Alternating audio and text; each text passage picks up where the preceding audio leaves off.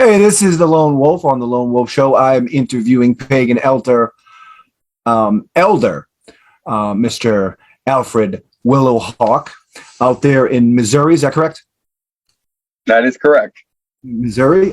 He was recently on the Witch's Brew magazine. He is a published author and a current radio host on, what'd you say it was? The Cauldron, right? That's correct. Cauldron. What's the name of that show on the Cauldron? It's called Charge the Millennial Warrior. Charge the Millennial Warrior. Mm-hmm.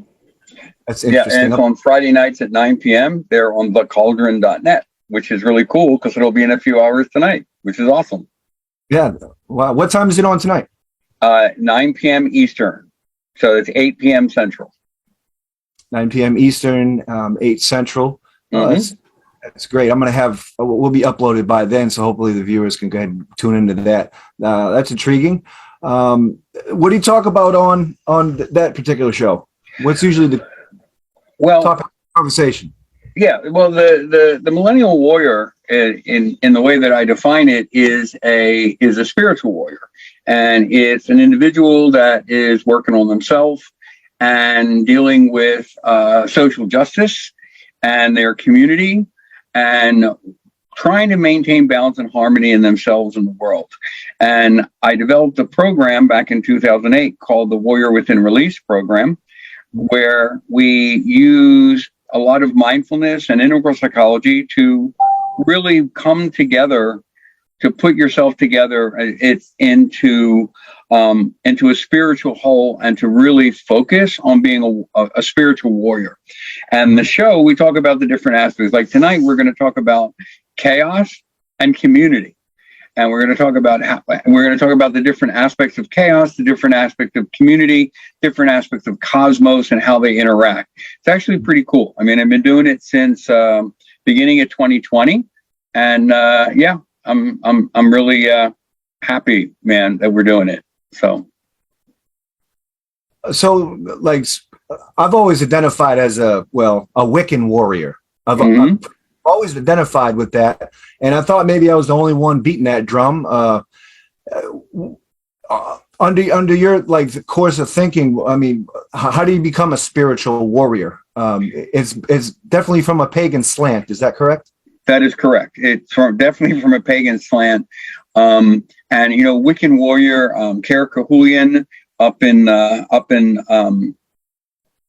British Columbia. He wrote a book called The Wiccan Warrior, and he was looking at it from the perspective of law enforcement and how pagan law enforcement can interact appropriately with the community. And when he and I had some conversation, in fact, on my very first book, he's actually one of the approbations on the back of my book, after he read my book. And we've had some really interesting conversations, so that this program was like, well, it's not just for law enforcement. Every one of us has interactions on a daily basis with ourselves and with the world around us. And so what happens to become a spiritual warrior from our way, with, again, a pagan slant, is that you have all these aspects within yourself. And it's kind of funny because I usually like to start when we do the Warrior Within program, I start with a statement. I say, all right, everybody, everyone, I am schizophrenic, and that's okay. And what I mean by that, even though that is an incorrect term based on my psychology work, it's really dissociative personality disorder. But to say all that, that's a mouthful for an icebreaker. So what we have is that we have emotions. We have the physical self. We have the higher self. We have the logical self. We have our need for self-aggrandizement, for external validation, self-aggrandizement, alphaism. So all of these aspects in ourselves, it can make us crazy. So to be a spiritual warrior, you bring yourself into balance with all of those aspects, building a consensus for your own best person. And that's how you become the spiritual warrior. So yeah, it is from a Wiccan perspective. It's from any pagan perspective at all. And frankly, it can be in an Abrahamic structure too, if they so chose to try and follow it. But, then they probably wouldn't be Abrahamic anymore, right? So yeah. So the spiritual warrior, currents would be considered a person reaching their highest ideals, being the That would best be a good one. Yeah, that's a good one. I mean, none of us are going to reach nirvana, because if we do, I'm going to take a picture and light incense to you every day on my altar. But yeah, your own highest good. And the thing is that changes as you change, and so that as the more and more of the shadow work that you do, and the more and more integrative work that you do, the higher your purpose is and the higher your ability to do things in a positive way are. Shadow work. Was shadow work considered confronting your inner child? That would be one part of it. Some of the things that I mentioned before, our need for gratification, self-aggrandizement, sexual gratification, which is alphaism, all of these things, your ego, as is defined by in the psychological process, it's that aspect of yourself that is more animalistic, but is less controlled, less under your control. And the spiritual warrior has learned how to not control it, but how to come into a consensus with it. Because even Robert Bly was right with his whole inner child thing with Iron John, is that we need to let that out. Because if not, we suppress it, and then it blows up in our face and causes all kinds of issues. So finding a way to establish patterns and pathways between that which we call shadow and that which we call non-shadow then creates this beautiful spiritual warrior, which allows you to actually operate from your own highest good, make better decisions, stop reacting to things, and start taking action. And the other thing is that it gives you knowledge, wisdom, and understanding, which means that you have the knowledge of what's going on in yourself, you have the wisdom on how to fix it, and you have the understanding of when to fix it. So, yeah, I just went ahead and just gave you the first chapter and a half of my latest book right there, just in that short time. Nice. What's the first pagan works that you wrote? The first one I wrote is one that you and I talked about before, is Manifesting True Desires, Learning from Aryan Rod and the Tree of Life. Right. It is a combination of Lorianic Kabbalah and pagan, particularly Celtic pagan structures. And it is the first part of a two-part series. The second book is I Am Healer, Storyteller, and Warrior Priest, Learning from Aryan Rod. You see the line there? Learning from Aryan Rod. Yeah, learning from Aryan Rod, both of them. Yeah, and I'm a joker. I'm sorry. I joke when I get, and what that book does, the first book, is that it was, in all of my time for like 15 years before that, I was working with the deity Aryan Rod. And there's a lot of misconception about Aryan Rod anyway, and that's probably for another show, unless we're going to go on for 4 hours, and that's not going to work. But there is a way that I came with. It is, yes, it would be UPG, Unverified Personal Gnosis, in my work with her, and in my previous work as a student of Kabbalah for 15 years. And I kind of combine the Lorianic, the Sphirot, the Tree of Life, which is the Pre-Eitz Chaim, combine that with some of the lessons of Aryan Rod through the Welsh Triads and UPG to create a system of manifestation, which is something that anyone can tap into, even if they're not a complete balanced spiritual warrior. Which kind of brings up another thing that you didn't ask, but I'm going to kind of run away with it unless you tell me to shut up, is that everyone already is a spiritual warrior. Yep. The issue is whether or not you're a balanced spiritual warrior. If you are operating from your own highest good in balance and harmony with the rest of the universe. Okay. So at least that's my definition. And so this book actually can be tapped by a spiritual warrior at any part in their path. And what's cool about it is that it not only talks about the system, but it gives you steps on using the system and then examples of actual manifestation lines, things that you can do, including sigils, veves and so on and so forth, things that you can utilize in order to utilize for the system to manifest what you want. Hell, that's how I manifested a sustainable community out in the middle of nowhere. That's interesting. So pagan community, the middle of nowhere. How'd that come about? Was that a vision you had? An ambition? How long ago did that start? Well, we started here in southern Missouri in 2012.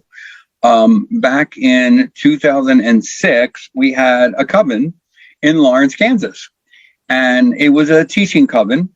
And myself and Willow Wellspring, and who is a herbalist, we were doing herbalism right in the center of Lawrence, Kansas. I was on the circuit. Anyone who's been in the pagan world knows the circuit, traveling from festival to festival one summer. And I met some people here in the Mid-South that are part of different groups. And we were sitting around a table once, and we drew an arc saying, it would be really cool if we could have a pagan church, a 501c3 church and sustainable community right here. And I was like, yeah, it would be really great. I get it back to Kansas. And then on the way back, I get a phone call from one of my own members who said, hey, I want you to stop in West Plains and check out this property I just bought. And we got here, and it was like, oh, this is great. So I think this would be a great place for an extension for the church and that sustainable community you guys want to build. And we checked out here, and the land spirits were with us, and the dragons were with us. And we said, okay, so we're here. We have 5 acres. We grow about 80% of our own food at this point. People Nice. come in and out. There are 3 permanent residents on the property and various and sundry other individuals at different times. We have a labyrinth, sacred circle, groves to different gods and goddesses. And so it came about through intervention of the divine. And I gave you the long answer, and I'm going to keep giving you long answers unless you tell me a short one, Alfred. Okay, admittance. How would a modern pagan Wiccan get involved in your sanctuary, so to speak, or your community? Well, it's pretty simple. You can send me an email to alfred.willowhawk@gmail.com, or alfred@whiteraven.org, but then I have to spell it for you because it's spelled weird. So just alfred.willowhawk@gmail.com. We would have a phone conversation between yourself, myself, and 1 or 2 other permanent members. Then we would invite you to come out for a couple of weeks, live in one of the cabins, work the property, see what it's like, and then see what your energetics are, if they match with ours, because we do have a running pagan church right here on the property. And so that one needs to be part of that as well. We see where it goes from there. Most of the time, urban pagans who really want a homestead, you're really welcome here. Just know it's going to be a lot of hard work, like chopping wood at 4 o'clock in the morning because it was snowing yesterday.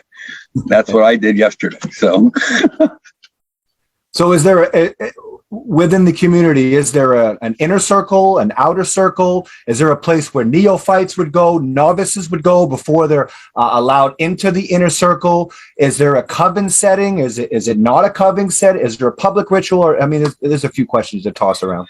Yeah, and what you're hinting at is something called gatekeeping, and gatekeeping is an interesting thing. First of all, is that we are classically trained, traditional Wiccans of the Gardnerian flavor, but don't let that scare you, because for myself, beside the Gardnerian training, I am part of the Dinian Moon in the U.S., but across the pond, it's Welsh traditional Wicca. My family were one of 4 fully vetted or known across the pond Welsh traditional witchcraft paths called Clan Bronwyn or Dinian Bronwyn.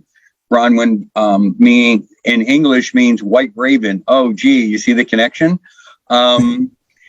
And I'm also a full member of the Skarora Nation, which is a part of the Haudenosaunee Nation here in the U.S., which is the Eastern Woodlands. White people would call that the Iroquois Confederacy. We're one of the. I am part Skarora. And as well as we have the Oklewa Native American Church, which is the Peyote Church. We have that right here on property. I'm a fire keeper and a traditional spiritual leader and a water carrier across several across the open and closed structures of the what would be known as the sweat lodge or the medicine lodges. So to really answer your question, it's yes, there is an inner circle, and yes, anyone can come, and yes, there is an outer circle. So it's like all things. Now, and the reason for that is that we have here a pagan church. We're a 501c3 church, and our moniker is All Paths, One Path. We have people that follow Norse paths. We have people that are involved in conjure and hoodoo. We have people who are involved in African spirituality. We have people who are traditional Wiccans. Our White Raven tradition is actually a combination of a lot of those things. So it tends to be more eclectic. If an individual wants to be part of the Gardnerian coven, that's one thing. If they're our whole purpose is to facilitate your spiritual path, which means you come here, I'll help you figure out what your path is, and then I'll help you walk it. And if I can't help you walk it, I'll find somebody who can help you walk it. So I don't like that term, gatekeeping, and I don't like, but there is training involved in whatever you do. If someone wants to come and homestead, well, take somebody who was born and bred in New York City and put them here in the southern Missouri with no electricity and tell them, yeah, it's winter. It's going to be 12 degrees tomorrow. What are you going to do, dude? What are you going to eat? Oh, yeah, the roads are icy. You can't get to Walmart. Oh, well, now what? So there is always training involved. And learning how to facilitate your own path requires some guidance. Excuse me. In the Native American structure, in the grandfather structure, it's that you come, you sit, you work, you watch, and eventually you'll do something. But because if you screw up what I'm working on right now, you're out. Right. But even within those structures, there are certain tribes that require a vision quest before you can, and then a validation by the existing elders. In Wicca, if you're a Gardnerian or Alexandrian Wicca, there are certain training protocols that you go through in different stages to get to. In White Raven, we have stages as well. It's just not quite as oathbound or closed as some of those traditions are. But there are things I'm not going to teach somebody who's read one book on Wicca. I'm not going to teach them about baneful magic because they're going to hurt themselves. Right. So, and I know you were skirting the gatekeeping thing, but I wanted to hit it right in the nail on the head because I've heard about you, Lone Wolf, and I know about you in gatekeeping. Yeah, it's one of the questions I ask everybody that I love having this podcast with is what does gatekeeping mean to you? And I think you well answered it very appropriately. But I also have another question that I ask most of the people that I conversate with, and that is, what do you think about the term baby witch? I think it's an idiotic term. I hate it. You know what? Witchcraft, the word is witchcraft. It's a craft. That means that and people who do it are called practitioners. That means you practice. So I would prefer the term new seeker or beginning person or I don't know what the hell I'm doing, but this weird deity keeps telling me to do crap and I don't know what I'm doing. So help. So I don't like the term baby witches. I know that, and I have discussions with folk on TikTok on this all the time. I don't like the term any more than I really like the term gatekeeper. Although, based on our discussion, you can see where I am on that. But baby witch man, that is an insult to any individual, because every single person in the craft started as a baby witch, if you're going to use that word. Mm-hmm. Everybody did something first and had to make the mistakes to go through and to grow up in the craft. Just because you're growing up in the craft doesn't mean that you're a baby. I hate the term and I don't like it. I would rather, like I said, a beginning practitioner. Let's use that term. That's the one I use with our people here. In fact, the actual terms we use are seeker, which is anybody in the world wants to come and know what the heck this thing is that we're doing.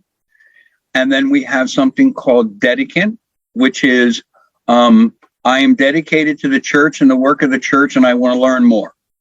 And then we have a degree system on top of that. But, you wouldn't take somebody who's read 2 books and self-declared as a high priest and let him run a circle. Actually, I would, because I need a good laugh sometimes. It takes time to learn this stuff, dude. And as we were talking about on the Spiritual Warrior before, the best priests and priestesses that I know are the ones that never wanted to be priests or priestesses. Think about it. Because if you want it, then your ego is involved. If you want it, it's because if somebody says, I want to be that person in the center of the circle, guiding the circle. Well, that's nice. I'm glad you want it. But what does that have to do with the divine? What does that have to do with deity? What does that have to do with the universal consciousness, which is the term I prefer? If you've been tapped to do it, right on, man. And I've seen some people that have not been in the craft very long lead some awesome circles. And I've seen some people that have been in the craft for years have some pretty crappy circles. Yeah, we won't go into that one. I will not answer that question. So that gets my 2 biggest questions out of the way. Yeah, you mentioned Gardnerians. From what I understand, I could be wrong, because I am a seeker myself. The Gardnerian tradition is segregated in our country from West Coast to East Coast. What coast is your hub connected to, West Coast or East Coast?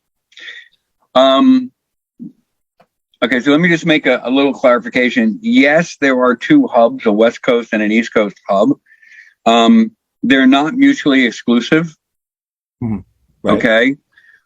Most Gardnerians will talk to other Gardnerians. In fact, most Gardnerians will talk to anybody who really wants to do the craft, because that's our charge, is to perpetuate the craft in the world. My particular line, see, you're skirting what we call an oath-bound situation as a seeker. And this is a public thing, but I will say that most of the individuals where we come from and the lines that we come from are more on the East Coast than the West Coast. Mm-hmm. However, they're hubs, as you say, right, but they're not mutually exclusive. Mm-hmm.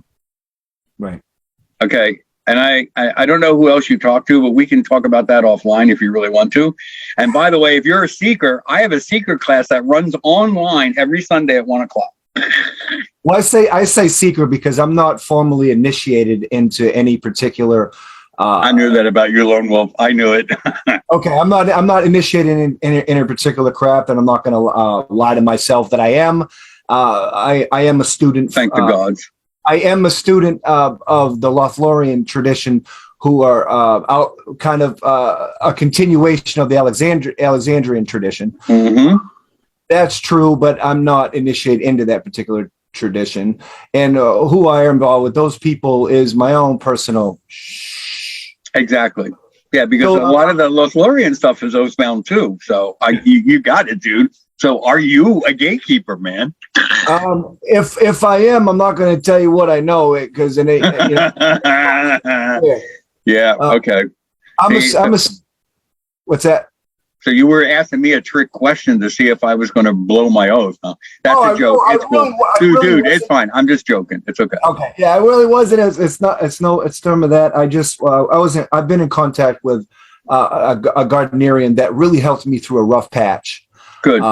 And she didn't have to be there. I was in the Dungeons of America, part of my redemption story, my drum and dance of redemption. And she just kind of, you know, I probably heard some things maybe I wasn't supposed to. I guess now it seems that way. But I've also been seeking the craft for 20 years uninitiated, and there's only so much you can read from Llewellynisms and so much you can learn from people. I mean, there's oral traditions that are from word to mouth from the ages being passed on, and you're just not going to get that information unless you go to a hub like the one that you're providing to the pagan community. I mean, this is terrific. If you're a self-proclaimed Wiccan, if you say you're a witch, if you say you're a pagan, you don't have to look for a teacher. They are here. Go down to contact Mr. Alfred, and he'll lead you, or he'll know where to lead you. So that's terrific. And you know, the evolution of the craft, have I seen it in 20 years? It just constantly is evolving. We don't have to hide in the broom closet anymore. We have civil rights. This is the age of Aquarius. Let us roam as, well, in my case, warriors, or you know, the Ballad of the Spiritual Warrior. I love it. You know, Hail Odin. Yeah. Yep. Absolutely. You got it, man. So I love your passion. I love your passion, Lone Wolf.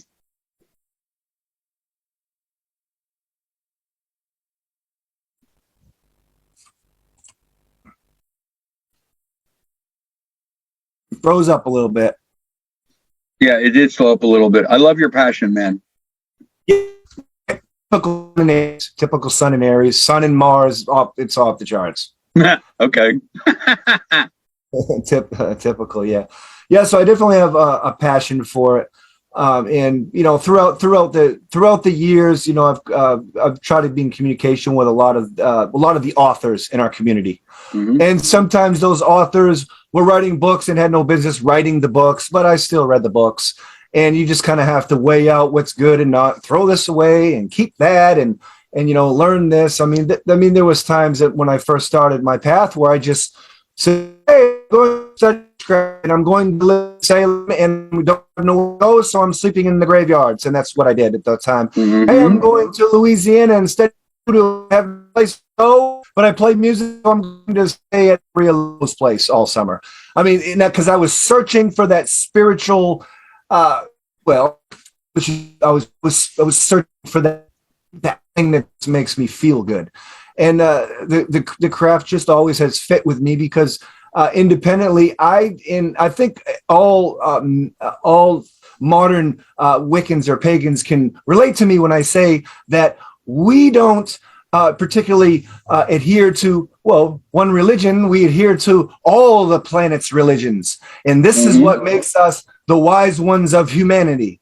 And this is why it is so. And that is why I have enjoyed Wicca for my 20 years, is because I love all the religions on earth, because they are all the same. And they're all pretty similar in opinion.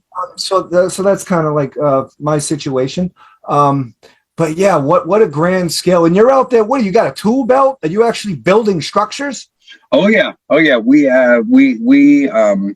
right now we've got 3 cabins, a main house, a barn, as well as several RVs on the property. We've built coops. You know, we have chickens, we've got meat rabbits, we've got all kinds of stuff, and we are repairing and building all the time because, you know, that's what homesteaders do. But one of the really great things is that our community accepts us. You know, we are in the buckle of the Bible Belt. Mhm. And people were really concerned when we came here that we were going to be outed as witches and we were Mhm. going to be driven out of the community. And the truth is that people out here are less caricatured than you think. It's Mhm. more about, are you a good neighbor? And we had some really great things during the pandemic because we also have a relationship with the local Amish community. And we were able to get things when other people weren't, but we would divvy them up and share them all over the community. And it reached a point where people were contacting us as, I don't have any food in the house. I don't know how to make bread. Believe it or not, we had people call us on the phone that were city folk that moved to West Plains for whatever reason from St. Louis when the Walmart was closed. And it's like, I have a chicken, but I don't know what to do with it. And we would teach them, we taught people how to take care of themselves. But we have a reputation in the community that if you need help, you can call White Raven. And White Raven will help you. It's ourselves and two of the other Christian churches in the community work together in terms of caring for the people of the community. And ultimately, that's where it comes down to, is that being able to build here, we don't have the heavy equipment, but when I need it, I know who I can talk to, and they'll come and take care of it. They'll come with their heavy tractors and do what needs to be done. If they need, the local car mechanic will grab his tow vehicle and go tow someone's car. The volunteer fire department, we're all out there all the time. But it's all about working together for the benefit of the community. I don't walk around with a huge pentagram. Mhm. And you know what? None of the pastors around here walk around with a huge cross either. We all dress like regular folk. Yeah. And we just help each other. Have I Right. had some awesome biblical conversations with some of them? Oh, heck yeah. They've been awesome. But you know what? Iron sharpens iron on that level too. I'm not going to change them and they're not going to change me, but that's not the purpose of those conversations, right? So, yeah, we have a tool belt. We build it all. The room I'm sitting in, we built, and we're constantly building because you have to. Some of the structures on our property are over 100 years old. So, yeah, we're constantly building. You guys going to do festivals out there? Maybe get some pagan music artists out there? Yeah. Yeah, we yearly we have a festival called Three Gates Gathering. It's usually the second week of June. And we've been doing that since 2008. We have our stage and on the property. Last year we did it as a hybrid. The year before we did it virtual. We're still on we may actually be a construction zone this year because there are some individuals who are putting up funds to build a new barn. And it might happen in June. And you certainly don't want to have a festival with heavy equipment around. But the Three Gates Gathering usually runs the second week of June. We have usually 3 or 4 musicians, as well as awesome speakers. And just check out our website, threegatesgathering.com for more information. Thanks for the free plug. I love it. Yeah, the free plug. Yeah. Yeah. It sounds like a really, really nice place to go if you are attracted to pagan way. I am. You guys friendly to Circle Sanctuary? You guys talk at all, or? Sure. Shalina Fox and I do talk on occasion. She's up there in Wisconsin. Cool. We wave hello to each other. Wow. We've been in circle together, and we've been at virtual festivals together. We've been at actual festivals together. So yeah, Circle Sanctuary is cool, and they're up there in Wisconsin, a whole lot more acres than I got, but we're kind of doing the same thing they are. How about independent newspapers, periodicals? Is that something that White Raven does? We don't do any periodicals right now. If there is a individual who wants to take that on for White Raven, we're more than willing to do that. Always looking for new venues and new options. That's how we grow our organization. So, I mean, overall, we have close to 75 people in the organization spread all over North America. So, I didn't talk too much about it, but you were recently on the cover of Witch's Brew magazine. Indeed, I was. How did that come to be? Well, as you mentioned before, I have my radio show on thecauldron.net. Yes. Which is also run by the Circle of Ancient Sisters. The Witch's Brew magazine, which is Circle of Ancient Sisters, asked me, they wanted to do a spotlight. And I was kind of shocked and honored and humbled. And yeah, so it came about. I've written articles for the Witch's Brew magazine for the last several years, occasionally, as time permits. So they asked if I wanted to be on the cover, and I said, there's got to be somebody better than me. And they said, yeah, it's your turn. And and they asked me for the information for the spotlight, and there you have it. It's really awesome. I'm loving it. Got my copy here, of course, with all my other copies. And yeah, it's really a blessing to be able to be on the Witch's Brew magazine, which is an awesome magazine that people should subscribe to. Yeah. How about other pagan community magazines, Witches and Pagans? Have you ever been in that, published in that? I have not been in Witches and Pagans. I was in Panegyria and a few other pagan periodicals that are closed down now. Of course, I wrote on Witchfox pretty extensively for a while. But no, Witches and Pagans is one that I haven't actually submitted an article to yet. Haven't gotten around to it.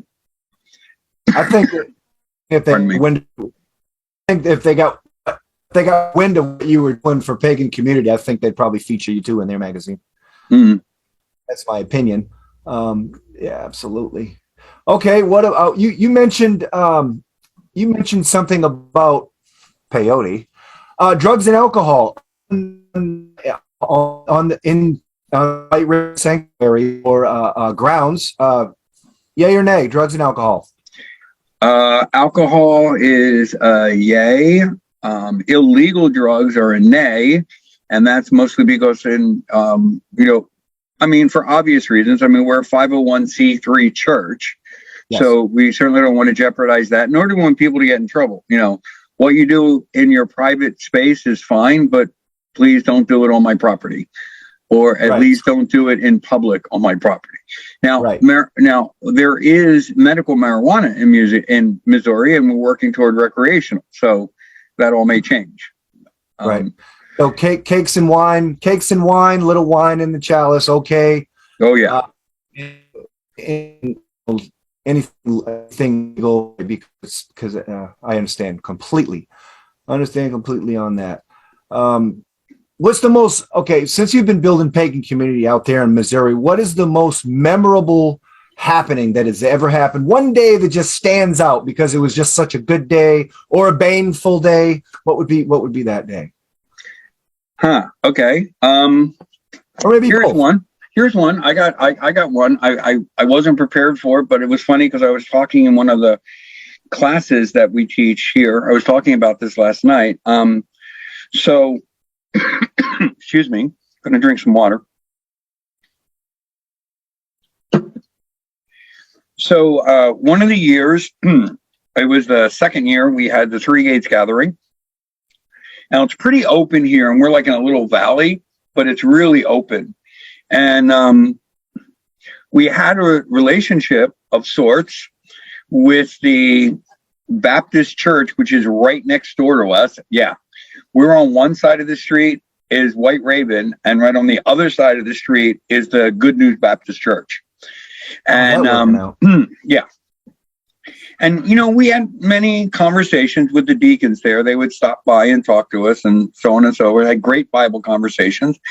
And they watched how we took care of the property and how we improved things, and we got involved with each other in terms of helping in the community. And so there's Three Gates. We had 150, over 100 people on the property, and we had a couple of really big Norse guys, and they're mowing the lawn next door on Saturday. And the kid who's mowing the lawn on the tractor goes down a ditch, and he gets his tractor stuck. So he calls up the senior deacon, Harold, and says to Harold, the lawn tractor is stuck and I can't get it out. And he was like, well, is there anybody next door? They said, well, yeah, there's a whole lot of cars next door. I said, well, go over to them witches. They'll help you. You sent Mikey at him. And so they came over, and we had two big burly guys, Norse followers, went over there, lifted up the tractor, took it out of the ditch, and then grabbed a couple of weed eaters and helped them finish up the property. Oh. So there's a good story for you. And our relationship with them has been even better since then. And that was 6 years ago now. So I love that type of talk, I like that kind of story a lot. I was reading in a book once over across the pond in England, where a lot of the communities in England where they have groves of pagans or witches, that the whole point of view there is, oh, those are our witches. Exactly. And we are the West Plains witches. Absolutely. I like that. That's really intriguing. I got the chills thinking about that one. That was great. So, anything else that you'd want to say on my podcast? Yeah, I think you've covered everything. If people want to reach out to me, they can check out our site. It's https, of course, //whiterayvn.org. That's WITERAYVN.org. My personal page is alfredwillowhawk.us, ALFRED willowhawk.us.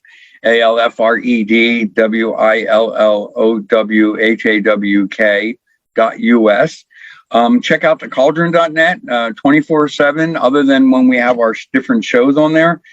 That's the cauldron.net, WCAS-DB. 24/7, other than the talk shows, pagan and esoteric music. Check out ancientsisters.com for the witches brew. And it's been a real honor to spend this time with you. And I look forward, man, for you and whomever come on out and hanging with us for a while. I got beds in the cabin. It's cool. Beside which, I need more wood chop. So if you want to come now. I'll definitely hang out. I'll definitely look forward to hang out with some of your acid true. I can definitely pick things up and put them down. Right on. Well, you come out and hang out with some of our acid true and help us finish up the forge that we have a forge that we're putting in. And the acid true guys are putting that one in. I was the one who built the Poseidon shrine. Come on out and help them. They'd love the help. That sounds so intriguing. All right, Mr. Alfred Willowhawk, public author, founder of a pagan community church out there in Missouri. Recently on cover Witch Brew magazine. The Loaf Show, man, it was terrific, awesome. Thank you so much for your time. Thank you very much, and be blessed. Peace out, and we'll talk soon.